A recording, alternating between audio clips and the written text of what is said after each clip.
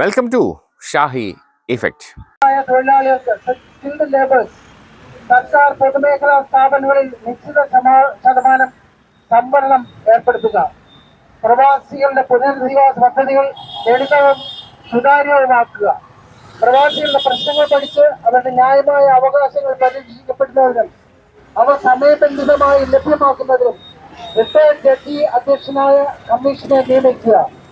2024 ബഡ്ജറ്റിൽ സർക്കാർ നിർദ്ദേശിച്ച പെൻഷൻ വർധന ഉടൻ നടപ്പിലാക്കുക.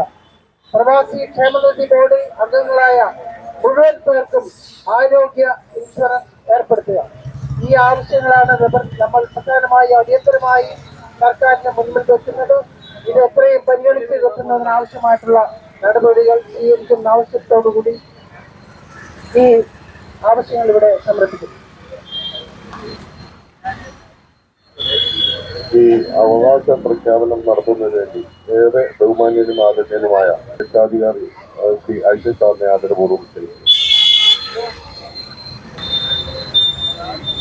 2007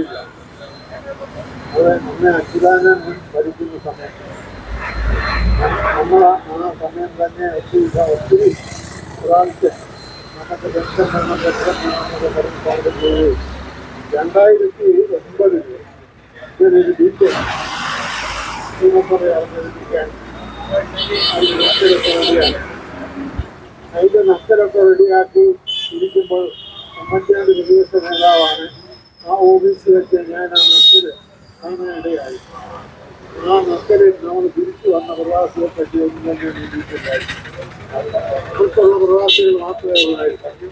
ഇത് ഞാൻ ഉമ്മൻചാണ്ടിയെ ധരിപ്പിക്കുകയും മറ്റുള്ള ആളുകളെ നമ്മുടെ ഭാരവാഹികളെയൊക്കെ ധരിപ്പിക്കുകയും ഈ ബില്ല് അവതരിപ്പിക്കുന്ന ദിവസം ഒരു ഗവൺമെൻറ്റായി തീരുമാനിക്കുകയും അത് ഉമ്മൻചാണ്ടിയൊക്കെ തീരുമാനം ചെയ്യാൻ തീരുമാനിക്കുകയും അങ്ങനെ നമ്മൾ ധീരമായ രീതിയിൽ ഒരു ധർണ ഉമ്മൻചാണ്ടി വിളിച്ചുകൊണ്ടുവന്നാണ് ധാരണ ഉദ്ഘാടനം ചെയ്തത്.